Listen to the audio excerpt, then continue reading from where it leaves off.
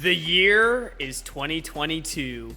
Area of Effect Esports has 3 teams in the Proving Grounds circuit.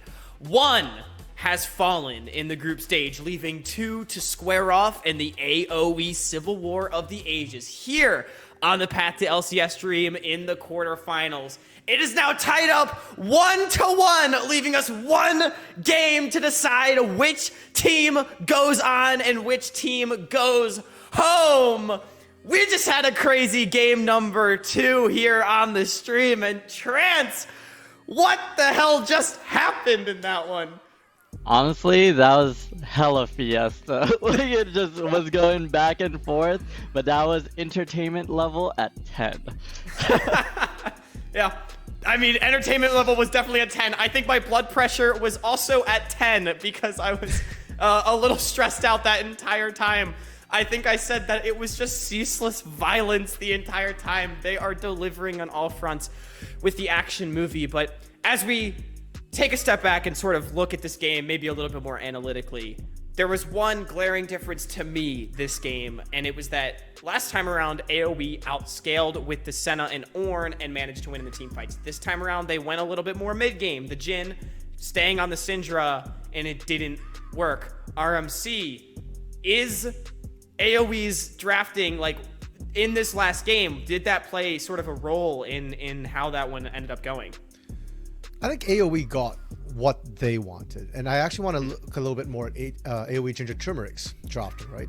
The Karthus specifically here. I think for Keel, like Rebel was saying, this is more of a Keel style pick, these sort of magic style champions, and Karthus warps the game around his ultimate. You have to change your playstyle. Suddenly, the risky dives that Winnie likes to do, the more dangerous trades that Young likes to get into, you can't take those anymore when the enemy team has a Karthus. And we saw as the game scaled up as well. I actually think AOE played their team fights incredibly well. But as you mentioned, the scaling that came through kind of messed them up. And the fact that trying to team fight into a Karthus is also very risky. We saw Zamudo and Winnie, you engage, you go and you get your kills.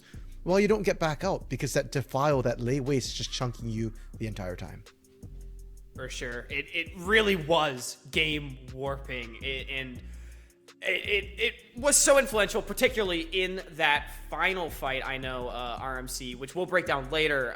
It was just so overwhelming, the amount of damage that Karthus was able to do. But let's take a look at the gold graph from that game, just so we can get a taste of how absolutely erratic this was. I mean, back and forth and back again.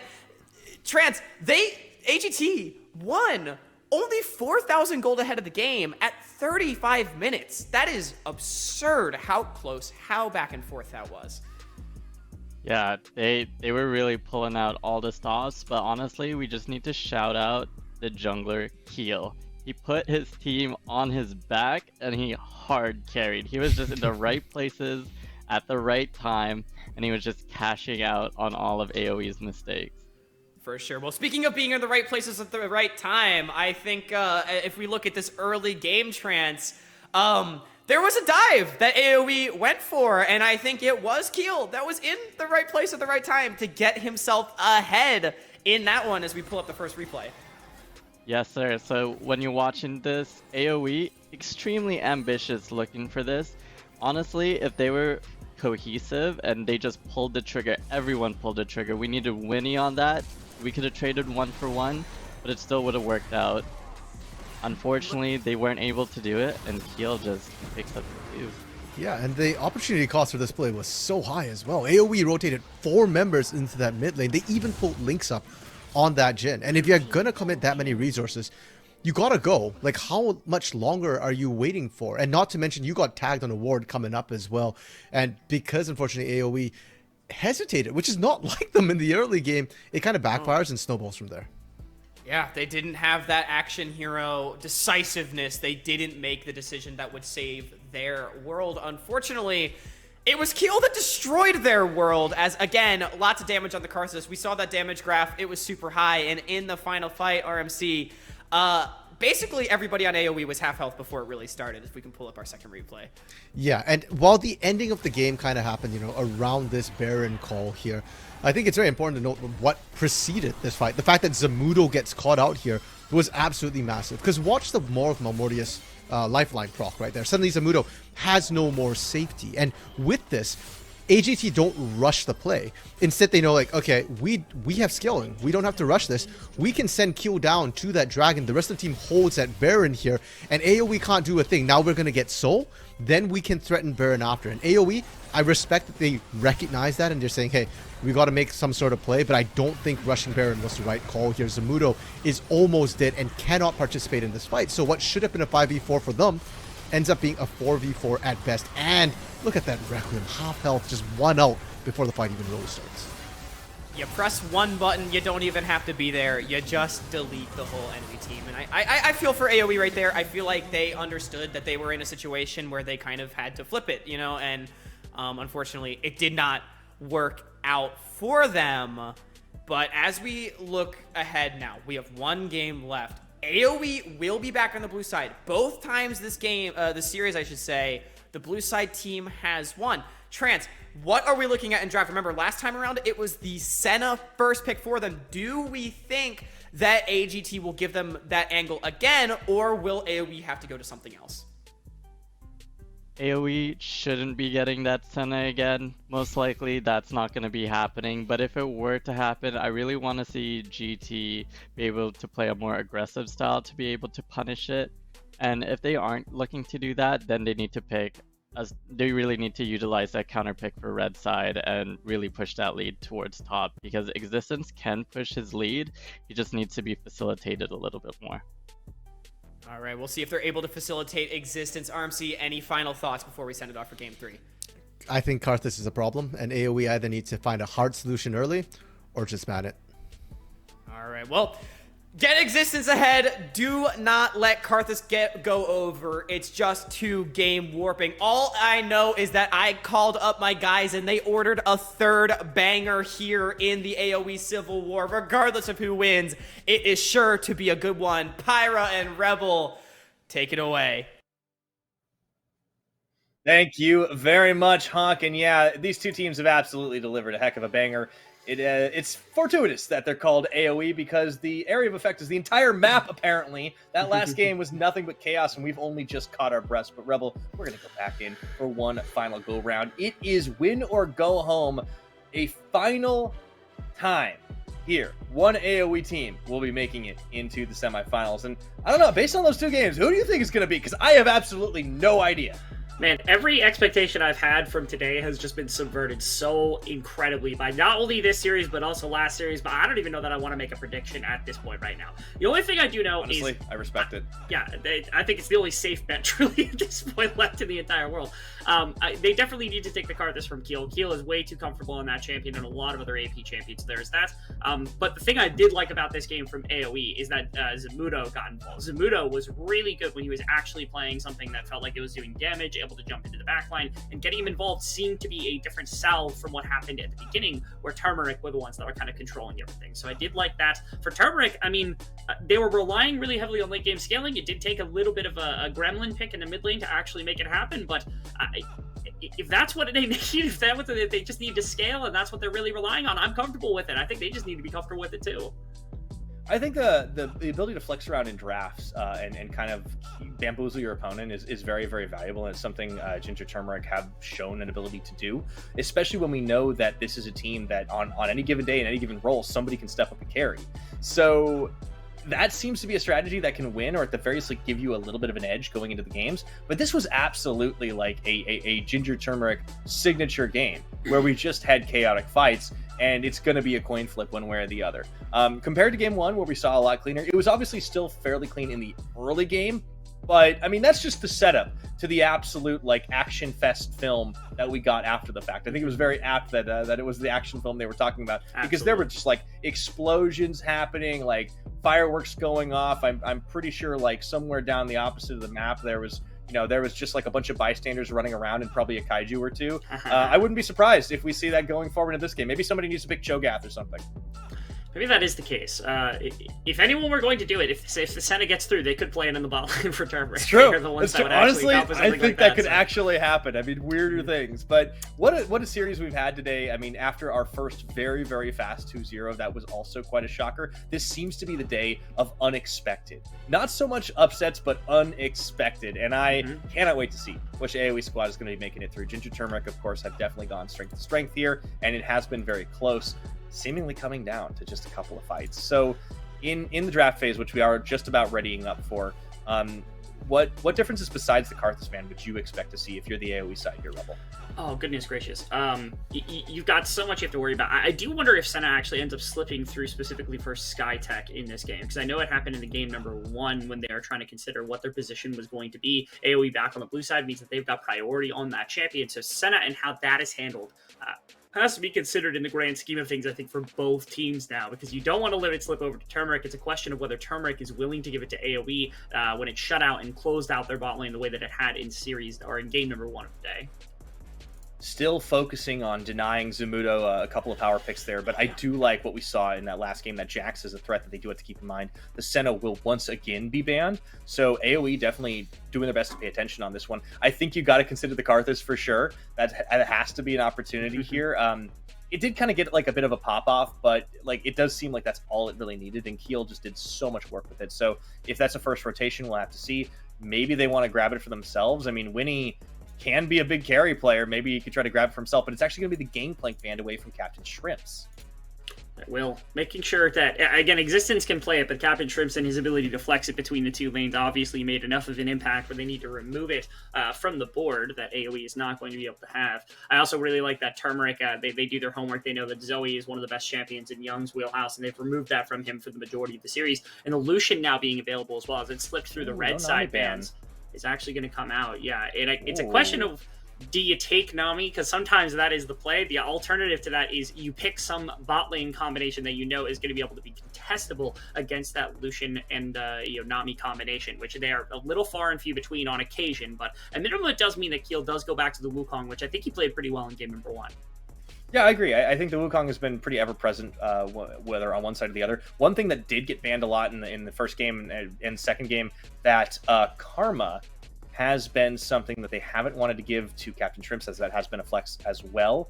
But it will get locked in this time for Ginger Turmeric. So the answer for AoE, we'll have to see. The Nami being up, it does feel like a bit of a no-brainer here. It is a classic combination, and it does mean that Deep Learning and Duo Selena could have a troubling bottom side in this game. So we'll see what the next pick is as well, if they wanted to grab a jungler so the next rotation isn't quite so hard for Winnie. What do you want to add to this? It does feel like you can go pretty aggressive, and that is in the wheelhouse. The only other alternative is that you go for something blind, and whether he goes for Syndra again, and I think that's the point of the Karma take. Gwen's early. up! Gwen was up! Gwen is up. Oh, goodness. Okay, no! We missed the Gwen being up. All right, well, that's not good at all, because Zamudo is a very good Gwen player. And not I was about to say, how did I forget that? I completely forgot it as well. And it's astonishing, again, because, Young can't pick Syndra here, and Young has kind of picked Syndra in a number of situations, and this is a situation where Captain Troops would have played the Karma into it, tried to shut it out in the laning phase. Duo Selena also going back to some of the roots on the aggressive melee champions by picking up the Alistar, making sure that was going to come through. This is not something that pops up all day. I'm extremely familiar with the champion for a number of different reasons that I'll go into, I guess, later if the time ever comes. But specifically, this is Duo Selena as a champion about, this is it's a playmaking champion. That's the big difference, right? You think of Nautilus and Leona, and they have CC, and they have all these things. But the difference is that Alistar has a bunch of skill expression. And, Duo Selena is always willing to express some really, really high skill level as a support player. So this is right in the wheelhouse alongside a lot of those enchanters. Yeah, one of the things I'm noticing, too, is if you combine it up with the Wukong, you're starting to see, a lot of knockups, too. You can go bowling on this one. And I wonder, I mean, it's a little out of left field. I wonder, could it possibly be the makings of a Yasuo comp? Okay, we're going Caitlyn Alistar. Yeah, we're going Caitlyn Alistar. Okay, so a little old school here. This is if they lock it. Yeah, they do. Okay. All right. Ginger Turmeric have a plan. if we have prepared this entire time for some reason, if like Existence has a Yasuo counter to Gwen in the top lane, it would be wild. But I'm slowly losing hope that is the possibility. Yeah, I was like, if there's like another knockup champion, I'm like, but like, no, it's not happening. I mean, typically you might want like the Lee Sin or something like that, but the Wukong is so much value. Either way, the Trundle coming in is actually pretty big here too, because with so much tanky frontline, trying to steal those stats away does look like an attractive proposition. So I like that when he's kind of gone for this. And this last pickup, are we getting the Aurelia? We are! Let's go, Rebel! Okay, this is young mid. Well, I guess back when he was young mid, he was an incredible Aurelia player. I think going back, he's like 8-2 on the champion or something like that. Has some of the best stat lines, some of the best highlight reels of anybody on this champion out of the mid lane. Young, in comfort, going back to it in this absolute crunch time. The real question is whether we get the actual counter to this champion that Captain Shrimps has known before, or whether we get anything else. It has to. It has to. It's mid. I cannot believe it finally came through. Our broadcast has been talking about this all season, and believe it or not, I was actually the color caster that was there to cover this game. Captain Shrimps played Singed mid as a specific counter to Aurelia mid lane. We knew Young had an Aurelia walking into this one. We know Singed mid and Singed everywhere is an insane champion right now.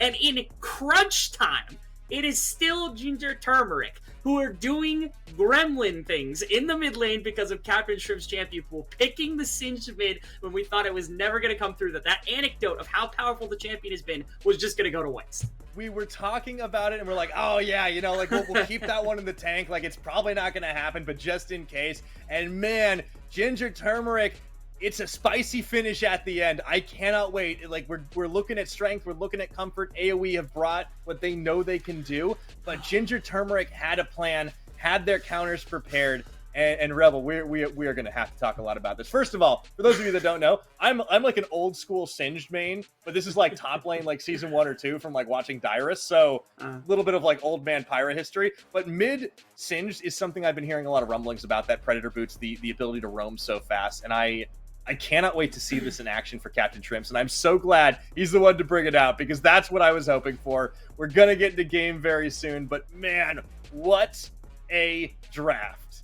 It's really incredible to see things pan out like this, where you just get these super long shots. You know the comfort of the champions, you know the comfort of what you're able to do, and you're able to bring things out. Now, I would not say that Singed rounds out this competition super well for Turmeric, because they've got Wukong, but they've also got Karma top, who tends to be a little bit more low econ, tends to be more of a support. So their one real true damage dealer is Deep Learn, and Deep Learn hasn't had the most like absurd series so far. I don't think it's been a necessarily bad series for them, but unfortunately they haven't really like stepped up super hard as a full carry for one of the team.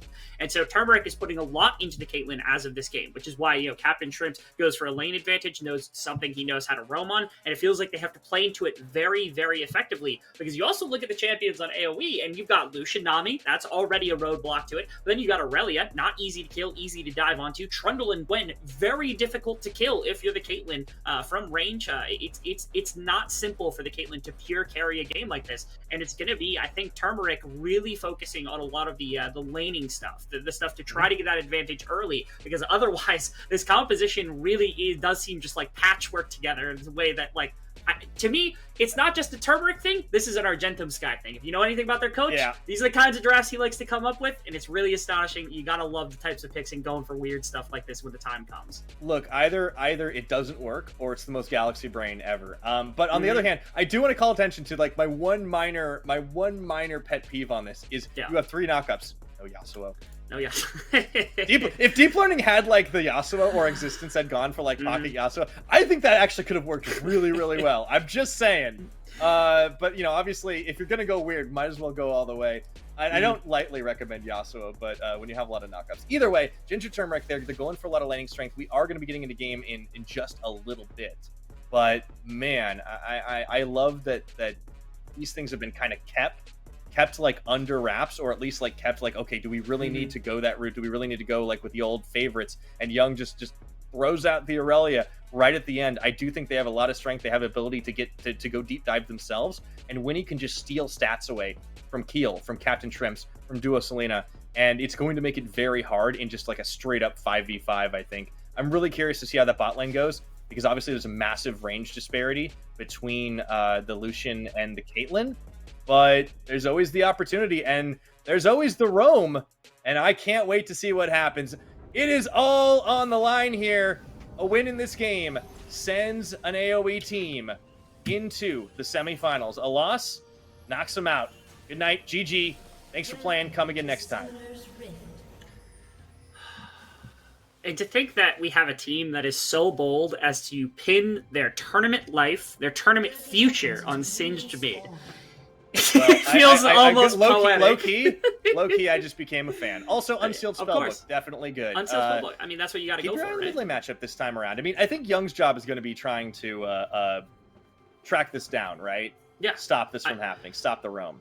It's to stop the roam. Having control of the mid lane, I think, is very hard to do, because this is already a matchup that's not great in top lane, but I think it's exacerbated in mid lane, where, like, you know, Captain Shrimps, he's able to flip you, and then you're almost under his tower if you're standing in the middle of the lane. It's so hard to actually manage with the spatial restrictions. To me, it actually opens up Singed to move around a lot more than what he does in top lane, because he has better access to bot, better access to top, to move where he needs to go to be supportive of the jungler.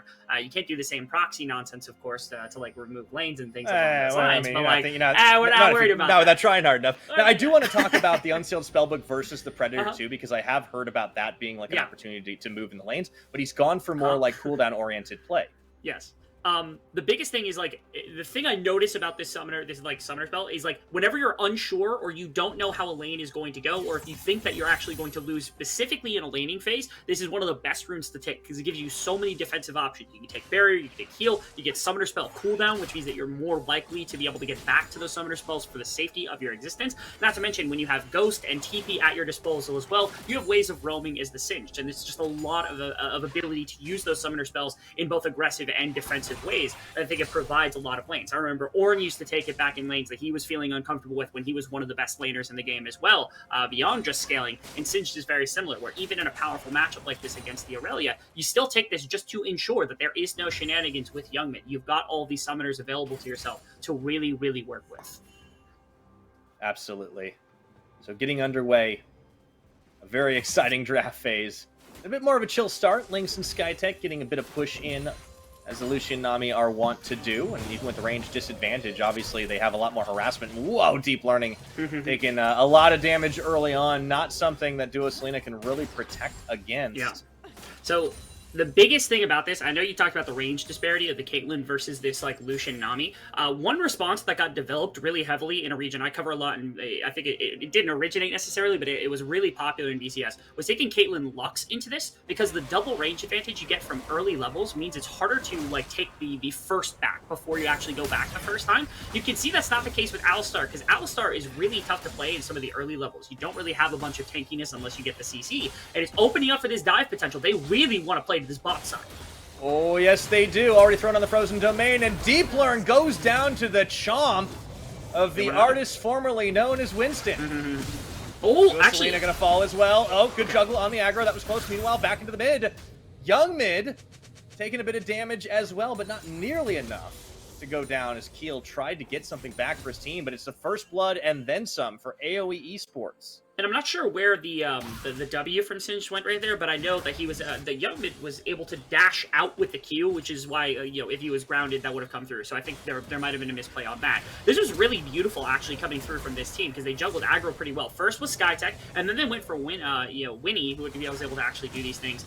Selena flashed in place. I thought that was going to be enough, but again, the flash out on the other side by Winnie prevented the tower shot from hitting him, and that probably would have been enough to kill him in the right circumstance. But breaking that tower aggro, juggled perfectly from these three. And we talked about, like, before the series had even started, we knew these three had known each other for a long time. Right there, the communication was so pivotal. These three have played on Western. They actually played last year in Collegiate before this most recent season. They've known each other. They've been teammates before, and you could see the communication right there. A very perfectly executed dive to juggle that aggro to be able to pick up both kills on the bottom side. Yeah, really, really well done across the board. Not only that, you get one of the kills on the Trundle, you get one on the Lucian as well. So priority for you just gets even better and better.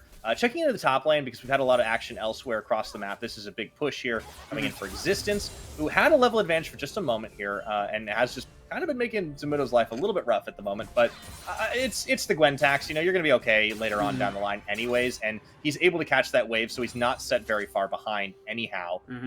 And Lynx is not really full freezing, but definitely not letting anybody get near this. Of course, Deep Learn only just getting back to lane right now. It's actually interesting because it's going to slow push into them, and then he's going to have a pretty massive timer to work with right now. There's a lot of vision in bot river that exists from Turmeric, who are preventing the dragon take with this push specifically. And I'm curious what the intention behind it is. Shrimps finds out Winnie, who's just kind of poking around in the jungle, trying to remove some things. Keel is got a dramatic experience advantage over Winston, right? Or Winnie, my bad. I knew I was going to do it at least once. I think I did it too. I set things up and I seeded the field. I was so good for so long. My evil plan is complete. Yeah. Absolutely. Yeah. But Keel is nearing the level 6 mark. He's past level 5. He's got a decent experience advantage, a couple camps ahead. And even now, Winnie has to go try to find camps, and he's going to his Krug. So it's going to be a minute before he really is able to catch up to the level 5 spot. So Keel, on the level 6, could find a pretty decent opening to start going for some aggression. Maybe find some play in the bot side. You link up with the Alistar, you get a solid double knockup, and you get something as mid lane. Looking for it right now, in fact, and... Well, Captain Shrimps has taken a lot of damage, was kind of trapped in that flow to death. There's going to be the flip around the Blade Surge, though, getting back into safety. And he's nice and healthy thanks to the Insanity Potion. I mean, that's the other thing about Singe is you just can't... You can't kill him as fast as you think you can. And that's why you don't chase him. Not just the Insanity Potion, he also had Heal there because of the Unsealed Spellbook, and that was what allowed him to stay in a little bit longer alongside Keel, so both of them were able to be around. Oh, Keel gets knocked back into it. You gotta be real careful around the Singe, though, because he has Ignite back up, he has Split back up, like, you are not surviving even if you happen to get a 1-for-1, and I don't even think that would have been there, so Winnie making sure to take advantage of that. Down a fair amount to Keel still. Did hit level 5, thankfully, after enough time. See if Keel actually is able to get anything. It looks like he can cross map blue on the other side of the map as Existence bullying Zamudo. Man, yeah, Zamudo's having a really hard time against this Karma. And you know, now with the Mist gone down, no more Gwen immune for a little bit. Keel's going to be looking for a dive setup. Zamudo has Ghost, but no Flash, keep in mind. Meanwhile, speaking of dives, Duo Selena trying to back, not going to be able to do it very safely. You can see another. There is some bullying going on, unfortunately, towards us, as the Alistar has very little to try to survive a dive like this. We'll see if the CZ can at least be used. Let's see how much... this is the outplay potential, right? If you can trade 1-for-1, that's all that you need. But they're not just going to proxy. Kind of dirty farming. They're playing Singed, yeah. Yeah. Why not? Try to do it right back. But yeah, it just... You know, making sure that Deep Learning can't really get the farm. Yep. Oh, and even forcing the flash away and the 90 caliber. However, Lynx may have overstepped his bounds just a little bit because here comes Captain Shrimps. And the teleport coming through. The bubble does catch the Alistar. And keep your eyes on Keel looking for a play. But with that blast cone popped, they are out to safety on the AoE side. Dragon does open up, but we're not done with this just yet. Oh! Here's the turn! Deep Learn did not expect that one.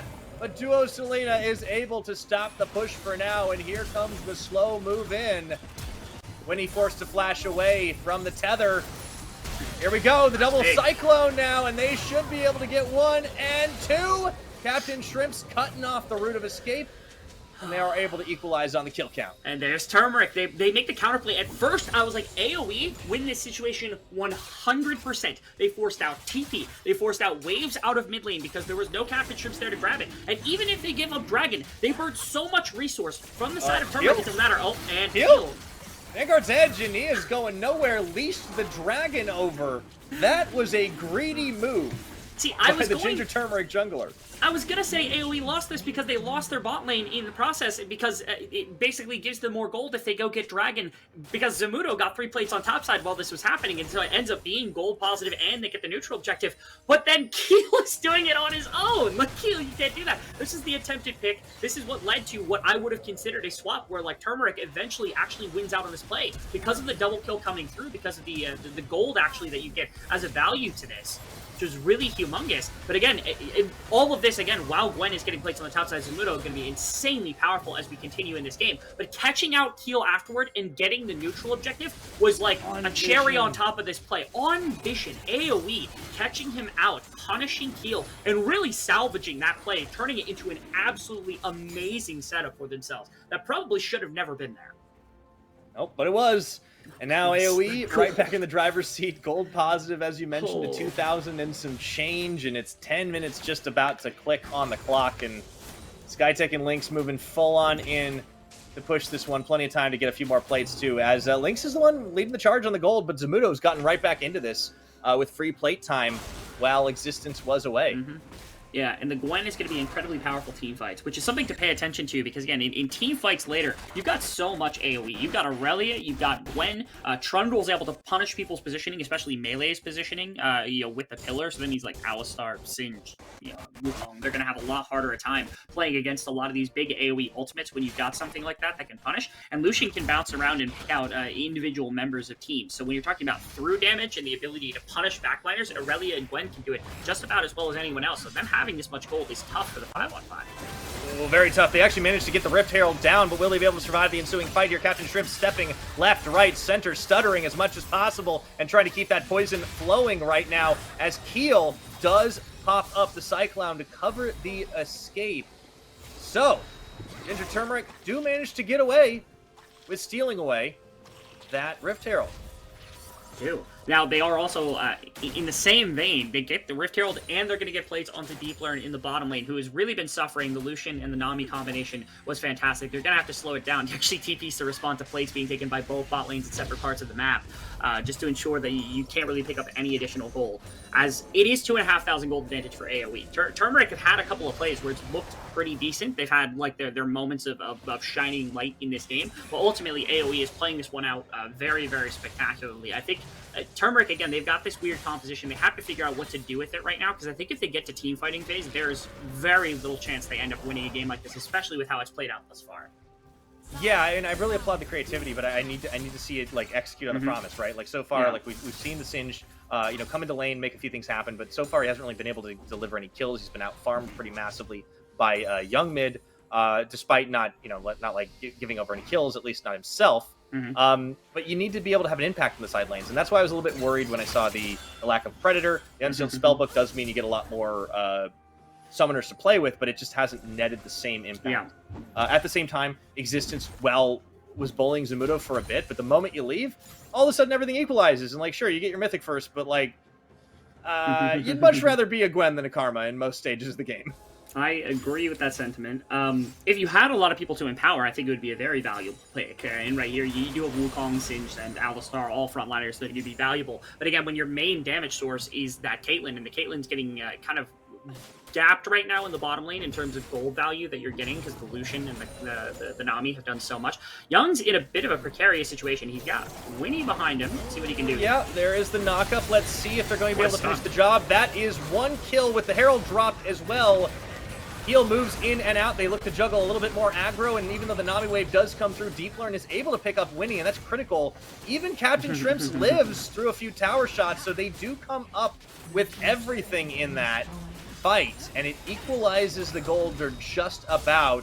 But will there be an answer here? Equal and opposite reaction as Existence taken so low by Lynx. However, Lynx has got to be very careful himself, as he did take another tower shot, and another tower shot. No answer possible. Zamudo still farming plates, will be able to get that final one at the 13.5-minute mark. Yeah, very well played right there. Zamudo able to punish, and on the other side of the map, they're actually able to find a dive that works really well. I was terrified of what Young could potentially do, but with 4 members, they actually juggled really effectively to make sure that there was not really that much counterplay to work with. The stun didn't end up mattering all that much. The Cyclone was enough to knock him up. And again, the grounded thing, not allowing him to bounce around, is the big reason that Singed is just so good into this champion. Winnie also kind of was there trying to punish, trying to keep people underneath the tower, almost made it work against Captain Shrimps, but not quite able to actually have that effect that he wanted, as Turmeric actually find a play that gets them back into a gold positive state in the game. And a lot of it went into Deep Learn, who again is the member that I'm really looking for to have to step up and have to do the damage in these fights. Oh yeah, Dragon's on right now, should be able to secure it. That is the smite, and a big knockup from the Alistar. Will Winnie get away with it? Young, eyes on the prize to get the kill, and look at that damage between the Aurelia, the Gwen. It's scissors and so many blades going flying, but low health bars across the board, and only Duoselina falls in exchange so far for that Infernal Dragon, and they're turning around. Zamudo isolated from the squad. No Gwen missed available. 2-for-1 trade in the extended. Not quite able to get the full fight that I think that AOE wanted right there. Had Young had a bit more damage, had a little bit more itemization, I think it could have been huge. It could have been Young actually straight up killing 2 people in the back line. Does pick up the mid tower, the gold shift back to AOE pretty significantly in exchange for that 1 dragon. Turmeric were apparently not ready to actually go for in the grand scheme of things. So it does set up AOE for a bit more gold into the right members. And you could see what I was talking about a second ago, this initial part of the fight where you get the knock-up from Duo Selena and you set up the grounded, but Young gets flipped into the team, he's able to do a fair amount of damage, and then Gwen takes over. And look at that, how many members take so much damage from Gwen. And thankfully Captain Shrimp's like, he's pretty weak, but he was able to use the Q and make sure that the gas was in position to ensure that Zamudo couldn't just keep walking at them. Overstepped his bounds. Again, the end of this play was just a little bit of, again, I think poor judgment. Did set up at least that multiple members stayed to bot side so that Young mid could pick up that mid lane tower as well. Very scrappy altogether. And Oh, yeah. It does mean that, overall positive, Ginger Turmeric are the at ones that that come team. up ahead, despite, very much losing the engagement after the fact. Zamudo doing a lot of damage, just Gwen things, and now looking to push in on that top tower. Should be able to secure this one, especially with Skytech's assistance. Although that's not much of a wave, so you may have to wait for another. Existence can fire that one off pretty easily. Yeah, and by then, Duo Selena could be up here if they want to. Actually, Young just completely shreds that. They're bringing wave. everybody. They've got 2 members, so able to do everything. Yeah, Existence. I don't think Existence was ready for that one. Nice bubble and the wave coming through, and Winnie just takes a club and uses it to send Existence back to the Fountain Express route. This is going to set up the push for Young Mid now on the top side. Small minion wave, but they have everybody here except the Gwen. And importantly, it doesn't even matter if they actually push down this tower. I think the important bit of information right now is they can actually go back to Rift Herald with a numbers advantage, or at least with an equal amount of numbers right now. So if Gwen wanted to cross map, you could potentially run up river and just go for Rift Herald and show up on the backside of a fight where Turmeric would probably have to run into the river from that direction, maybe get a solid flank angle, or you just keep pushing bot lane, you give up the Rift Herald, and you trade the tower for it. But it seems like neither team actually wants to go for a Rift Herald play off the back of that. It's an easy reset for AoE.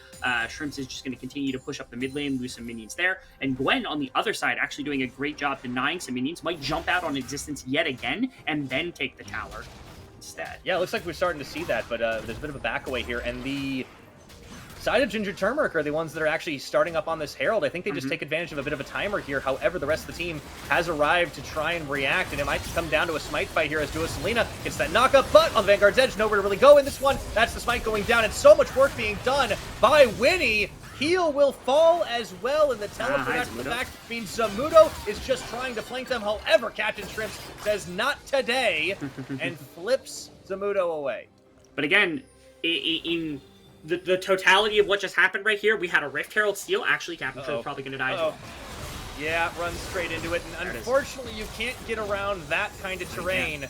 So down goes the Singe. Existence taken pretty low. They're going to tag in Lynx, enough damage, and now the AOE Esports pain train has left the station, I think.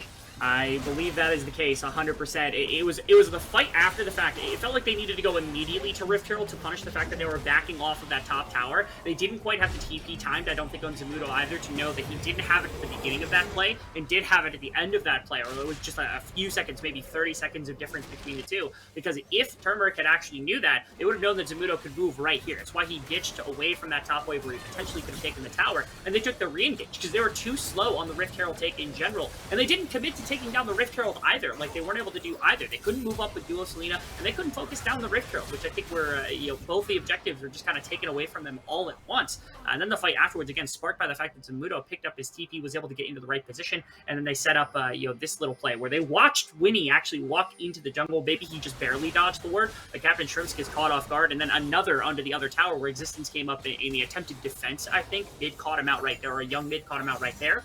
And because of that, I mean, they lose so much off of this. I think all 5 members end up going down. The Rift Herald ends up going down, probably leads to more waves being shoved in. They lose the Rift Herald, so that's probably a tower that'll end up going down as well. It's just so much that Turmeric bled out all at once that I doubt is going to be recoverable from them. Yeah, this is a tough position to be in right now because, like, you've had such a delay in the one damage dealer that you really were kind of betting on in this game, and it is Deep Learn. Who's kind of sitting very far behind. Lynx right now, stepping up with that double kill, able to get the collector as well, not even needing the boot upgrade, and still like just using that dash to the full effect. So Lucian Nami fully online in this game. The Gwen definitely starting to become a problem. The Trundle, I mean, Winnie has just done such work on this champion, and Young has been bringing it up as well. So, like everybody on AOE is kind of doing exactly what they need to as far as their job is in this game. And unfortunately, Ginger Turmeric, I think they are, at the moment, a little bit victims of their own creativity and not exactly knowing what they need to do with the squad. This was a tough composition to play out from the beginning of the game. I think everybody knew that, given the champions that they had selected for themselves, and their identity was a little lacking just in general, even after the fact.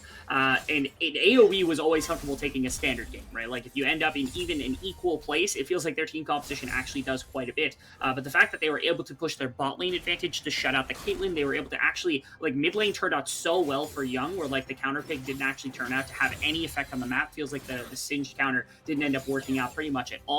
And like you said, also the effect that Winnie has had on this map, being able to basically facilitate every single interaction across the board for AoE, has just been miraculous. Because now there's no damage dealer. It feels like their front line isn't in place to actually soak all that much damage in the first place. And any member that's strong at the moment, like the Karma, is just going to fall off slowly. They're going to have to take a more of a supportive role and hope that Keel and Deeplearn are going to be able to pick it up. But I don't think that transition is going to go over very well. I feel like AoE is already sparked past the point where that would ever have beaten them in a fight. Yeah, I mean, it's a pretty hefty gold advantage that has translated into the items, as you can see across the board now with the Riptail dropped.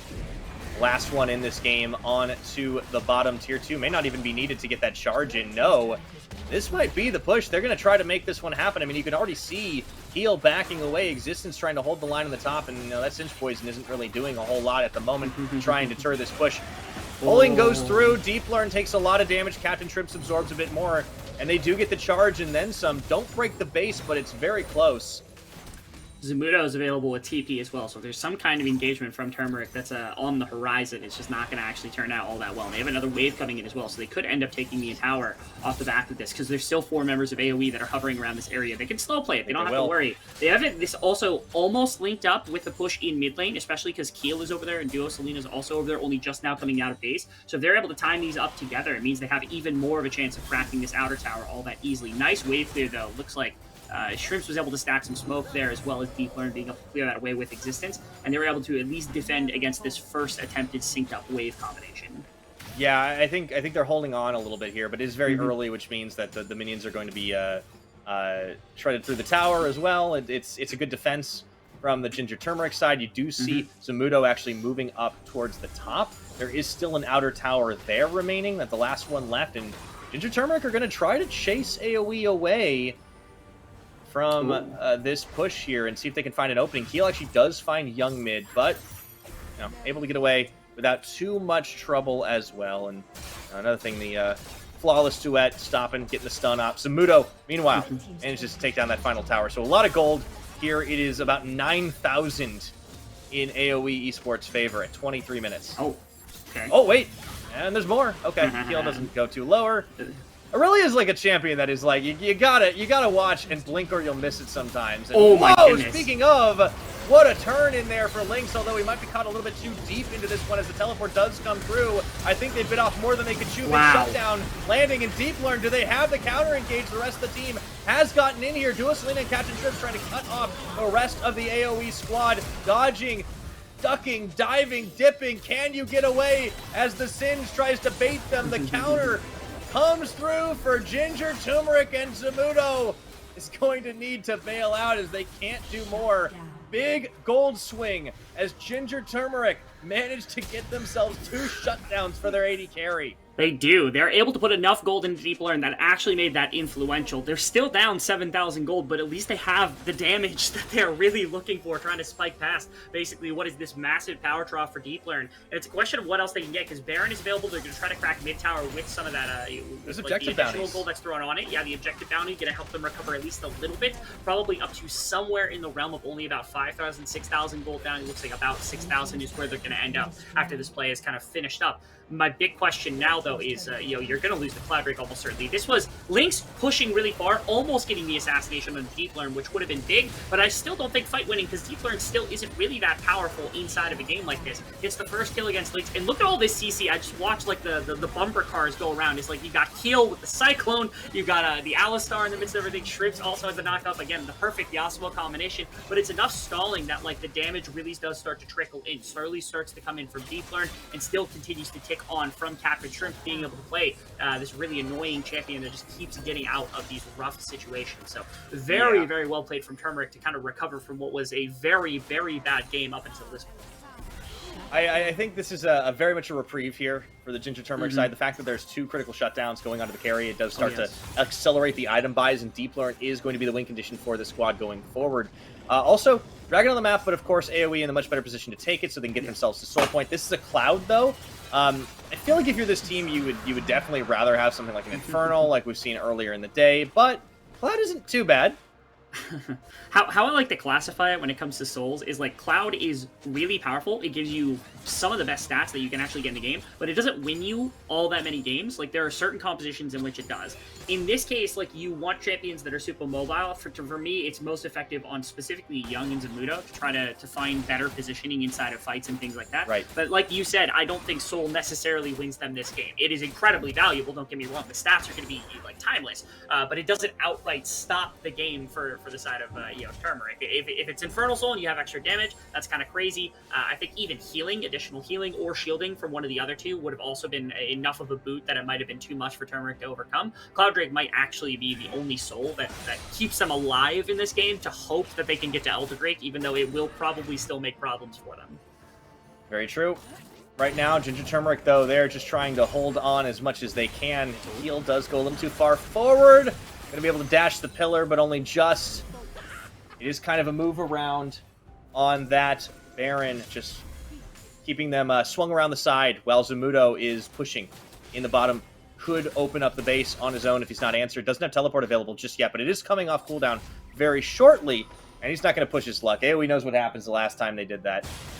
They got a massive wave going in top lane right now. If they catch a mid wave a little bit higher up, like if they catch the wave high and they're able to keep it where it is, they're shoving out all this vision. They could look for a very quick Baron, especially if you keep Zamudo on the other side of the map. You're almost timing this up with the TP coming in from that from the champion, from the Gwen.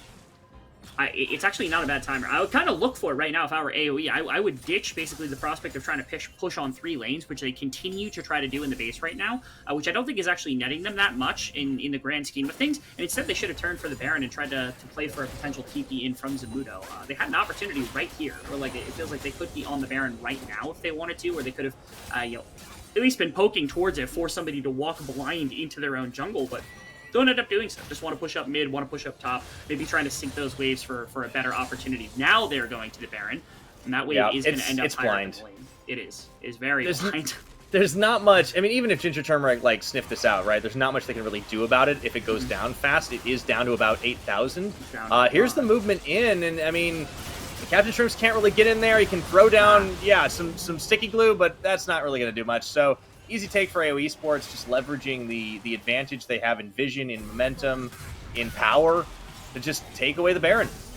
Absolutely. Actually, they're getting kind of stuck out from backing at the moment, and it's going to allow them to try to find something on the side of the Turmeric. Heal is being such a... Heal is, like, trying to fully embrace the annoyance life that a Singed comp can bring, but narrowly gets punished for it. They do manage to stop the backs for a little bit longer, and I think that buys them time to clear some waves, but now they got to deal with the full Baron stack. Yeah, that's pretty massive. I think the most massive part about this is they could fix their mid wave, and then bot wave and top wave you still have to respond to. You have a minute 47, so you have a bit of time, probably about 30 seconds here, before you really have to commit to trying to contest into bottom side if you want to. Again, I think it's entirely possible that they want to try to keep scaling, keep putting gold into Caitlyn as long as they can before they really have to end up committing to a fight. And if they do so, they're going to give up Cloud Soul. To me, again, I don't think it necessarily wins the game. I would say that it's more likely actually just a waste of your Baron timer to try to crack some of the inner towers. So I would prefer AoE almost just ditch the Dragon setup right now and really try to hammer home and break this base open, because that is what's going to buy you a lot more of the time in the future. Things like, Elder Drac, Baron 2, Baron 3, things like that, that'll really end up closing the game for you on the side of AoE.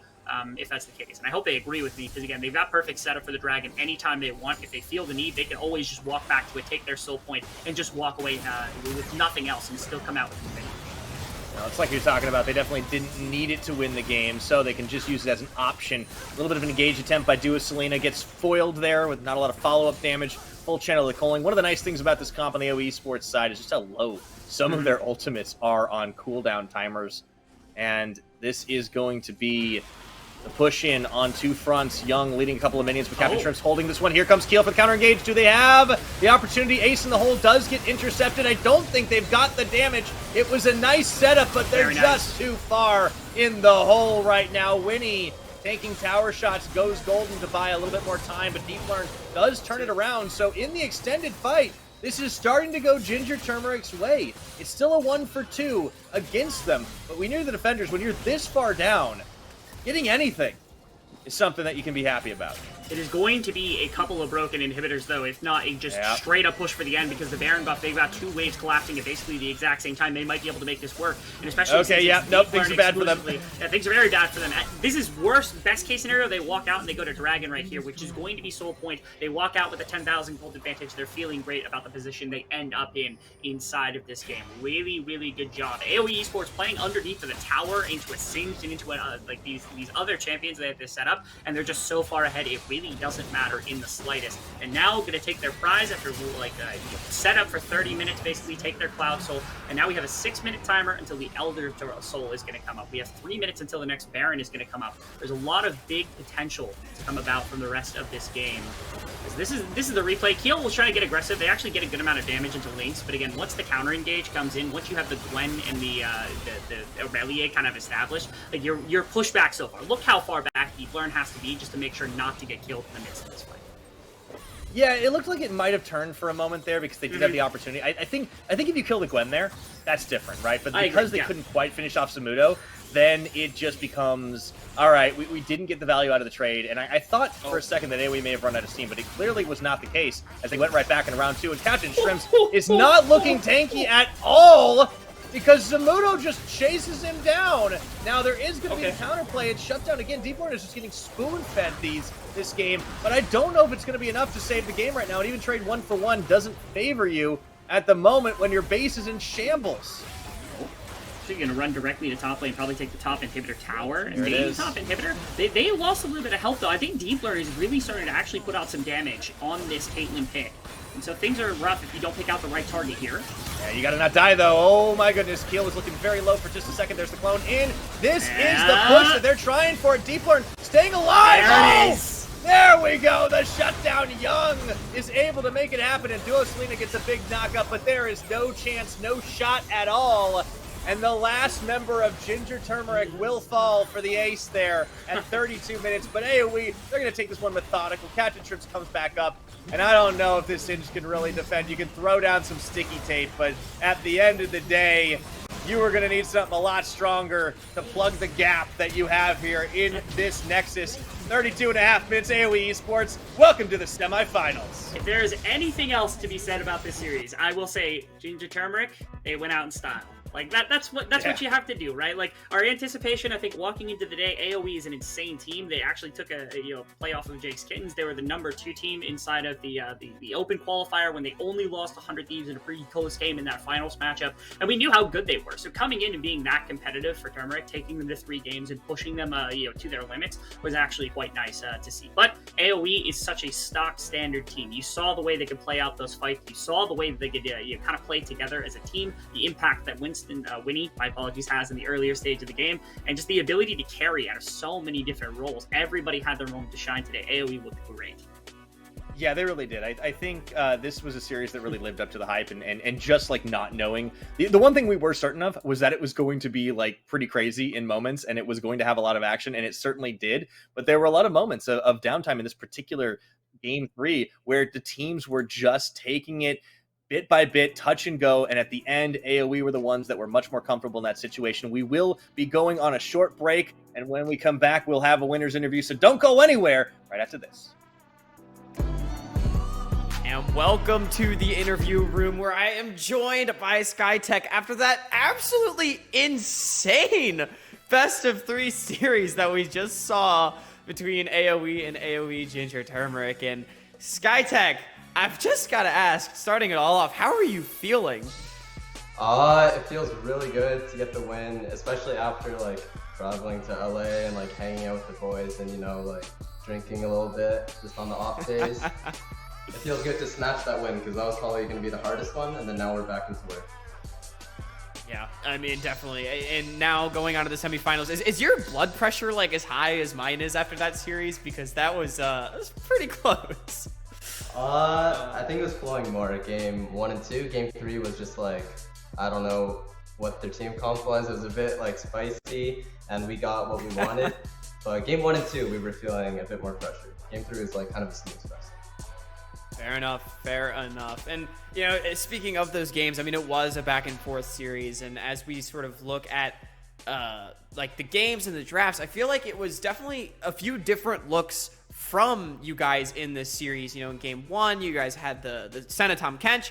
Game 2, we went a little bit more mid-game. Game 3, we kind of went more standard team fighting. So how do you feel like this series evolved, and how did you guys sort of keep adapting to it even when Ginger Turmeric would keep you guys on your toes?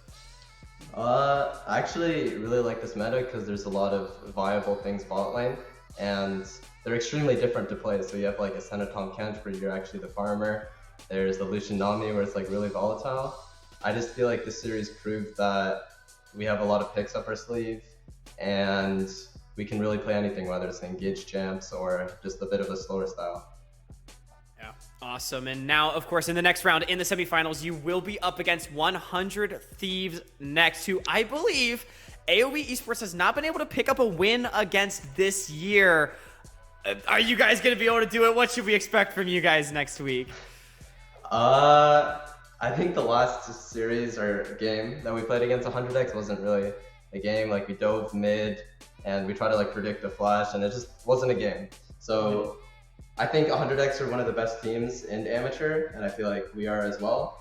So I think it's just whoever shows up on the day. I think any team can take the series, but I think we will, of course. Yeah, awesome. I mean, hey, all I know, watching you guys play the whole year, it seems like you've kept getting better and better, and I know I personally look forward to getting to see what you all are able to do, and if you're able to press forward to the finals. But Skytech, thank you so much for joining me. Congratulations again on that extremely exciting win. We had an amazing time watching it. I hope you had a great time playing it. Best of luck in the next week. Thank you. You're a good guy. Thank you. All right, and as we cool down now, we have had a crazy day. 5 games later, and wow, what a series. And looking at this game in particular, as Skytech said, Ginger Turmeric, they pulled out some wild stuff, but RMC didn't really work, did it? It had to be spicy. Rebel big-brained it, and he did call, you know, Young playing Irelia, and, you know, Captain Schmitz playing the Singe as a counter. But yeah, it didn't really work. The composition, I think, struggled a little bit in terms of what AOE Ginger Turmeric actually wanted to do there. And I think a large part of that revolves around this bot lane, this Caitlyn Alistar bot lane into a Lucian Nami. It just doesn't feel like you've really got a good way to handle that Lucian Nami. Sure, you outranged them, but Lucian has ways to gap close, and we saw that Alistar doesn't get to play that lane whatsoever. And once the Caitlyn falls behind, your damage source for AOE Ginger Turmeric really starts to struggle in the early to mid game. Yeah, definitely. And AOE, they had that early dive pay off for them. And then even, again, Ginger Turmeric, they tried to fight back on the second big play on the bottom side. But Trance, it didn't go as much their way as I think they were hoping with our first replay. No, definitely not. Though you are able to see in this replay that they're able to flex their muscles a little bit. They really show that they're confident in how they're able to play the map, and they definitely know where Wukong is, because they would not be playing like this. Despite that, they're able to push Caitlyn off the wave, which is their win condition, and they're pulling people to come over. They're able to take a flash out of that, And then they're just like, okay, it doesn't even matter. We can just walk out. It's not even a big deal. So just from that, you can see that they're really in the head of AGT, and they can pretty much do whatever they want. So this one was a little bit of a limit test here, for sure. Interesting. Yeah. I mean, it's a long play. So much happens. It's AOE on the front foot, like you say, flexing their muscles. And then AGT, you know, this is the part where they fight back, right? They're able to punch back and get a couple kills. And it looks like, hey, AGT, they've actually disrupted the flow of the game. They've managed to kill the Lucianami. But unfortunately for them, doesn't quite work that way. And RMC, they're able to just take control.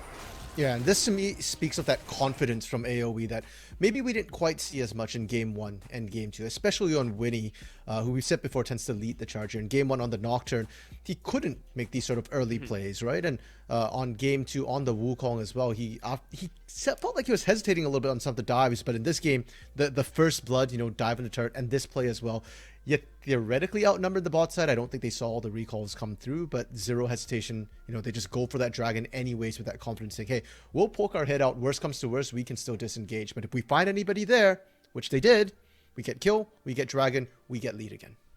Yeah. But even after they got that lead, though, it wasn't just smooth sailing the whole way to the end of the game. Yeah, AOE, they were generally ahead and they had control, but they didn't just... You know, AGT, they didn't just roll over and die. They gave AOE a run for their money. So with our second replay, RMC, let's see what happened here. For sure. And I want to highlight the fact that as many questions as we have about AGT's drafting here, you can't deny that individual counters have a lot of strength. And at this particular fight, they're already down a couple of thousand gold here. Yeah, sure, Lynx overextends a little bit, but watch Captain Shrimps and the Singe. I mean, the first rule of Singe is never chase the Singe. But what do you do when Singe is behind you and cutting off your escape? Then you don't really have a choice. And you can see how much damage Captain Shrimps is popping out. The Ryla is just slowing everybody down as well. And this Singe pick alone, even though it didn't fit the composition, it didn't really flesh anything out, the utility value it had was just so high. And that to me is why I'm saying the problem felt more like the Caitlyn Alistar. If you had a bot lane which either did more later or could actually, you know, pop off a little bit more in the early game, I think that utility that Singe mid gave you right there would have been able to swing some of these fights. Yeah, for sure. You can see that huge dip in the gold graph right there. Around 23 minutes, I think, is when I tagged the replay. And AGT was able to bring it back. And from that point, you know, they actually contested in the team fights pretty well, I think it's fair to say. Definitely contesting AoE a little bit better. But it was ultimately a very blue gold graph. And for the most part, AoE, they were able to take care of business today. And this does mean that our quarterfinals matches have concluded on both streams now. It was AoE and the side of Cincinnati Fear being victorious on the Path to LCS stream. Meanwhile, 100 Thieves next, and Team Pending takes a 2-0 win over another one of the tournament favorites, Evil Geniuses Prodigies. The UST boys, they just keep flying higher and higher after their CLOL win. I don't think too many people were expecting that one. But yeah, I mean, look at those caster predictions. EG all the way through. Not even Travi. Yeah, no, Travesty was not buying it. We do get the 100% on the AoE at least, but a couple series not going according to plan here. And I mean, hey, that's just what makes Amateur that much more exciting. And Trans, I don't know about you, but I'm looking forward to watching the games next week. Oh, definitely. I think we got some pretty great matchups coming up, and just watching the games today, you can see like these guys are practicing hard and they want it. Yeah, for sure. For sure. And to see these teams that have grown, like Team Pending, like Cincinnati Fear, that have scaled into the tournament and are now peaking at the right time. It's just so exciting. And I think I speak for many analysts when I will say that this has been probably the most competitive PGCQ of the year so far, and it's not even over, and we've still got one left after this too. I mean, what an amazing year it has been for Amateur, and we are still going. Of course, next week, on the stream. We will have the semifinals on Monday as well as the finals on Tuesday. So be sure to tune in for those games. They are sure to be exciting. You'll get to see the teams that we saw play today, the ones that won at least, go and make their presence felt. But Trance, any final thoughts before we wrap things up today? Yeah, I just want to thank both of you for having me on the desk today. I also think the teams, they all played really great, though some of these teams definitely they definitely changed my mind on seeing them today. So that's going to be really interesting to follow them on the upcoming matches. Yeah, definitely will be. Well, thank you so much for being our guest today. You were absolutely amazing to have on. We loved every second of it. And RMC, thank you as well for being a brilliant analyst. As always, thank you to everybody for tuning in. Make sure you guys follow the Path to LCS Twitch channel as well as the Twitter to stay on top of all things amateur and, just be on top of everything. Get to keep up with the teams, even if you're not able to catch the streams exactly when you want to. Thank you as well to our sponsors, Atlantic, HyperX, and BenQ Zowie. It is thanks to you that we are able to do what we do and bring you the best product possible.